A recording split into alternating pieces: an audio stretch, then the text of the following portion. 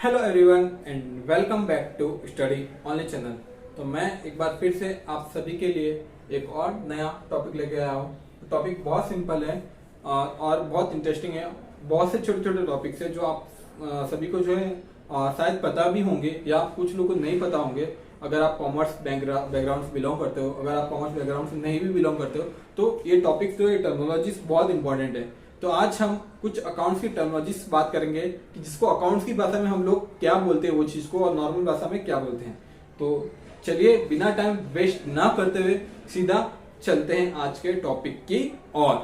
तो आज का जो हमारा टॉपिक है वो है टर्मिनोलॉजीज ऑफ अकाउंट्स। तो हम लोग वन बाय वन देखते हैं टर्मिनोलॉजीज। तो पहला है गुड्स। तो हम लोग गुड्स का मतलब क्या होता है, तो आप सभी को पता है गुड्स का मतलब। मैं तो जब मैं 10th में था तो मुझे तो पता नहीं था, जब मुझे बाद में पता चला कि गुड्स का मतलब क्या होता है। तो गुड्स का मतलब होता है कोई भी चीज जो हम लोग नॉर्मल डे बाय डे में जो अगर कोई चीज खरीदते हैं, जैसे कि फर्नीचर हो गया, कार हो गया, तो उसको अकाउंट्स की लैंग्वेज में हम लोग बोलेंगे गुड्स। तो गुड्स का मतलब होता है कोई भी चीज। तो अकाउंट में अगर कोई बोलता है गुड्स का मतलब क्या है, तो गुड्स का मतलब कोई भी चीज होती है। और सेकंड है ट्रांजेक्शन। ट्रांजेक्शन मतलब क्या होता है कि जो हम लोग ये डे टू डे लेन देन करते हैं, मतलब ट्रांजेक्शन मतलब लेन देन करना। समझो ए ने बी को सामान दिया और बी ने ए को पैसा दिया, तो वो क्या हुआ, ट्रांजेक्शन। तो उसको अकाउंट्स में बोलते हैं ट्रांजेक्शन। फिर हो गया डेबिट। डेबिट का मतलब क्या हो गया, अगर आप डेबिट का मतलब कि जाना, मतलब कि अगर आपके अकाउंट से पैसे चले जाते हैं, कुछ खर्चा होता है, तो उसको बोलते हैं डेबिट। उसके बाद होता है क्रेडिट। क्रेडिट का मतलब क्या होता है, अगर आपके अकाउंट में पैसे आते हैं, हाँ, अगर कोई भी चीज आपके पास आती है तो उसको बोलते हैं क्रेडिट, ठीक है।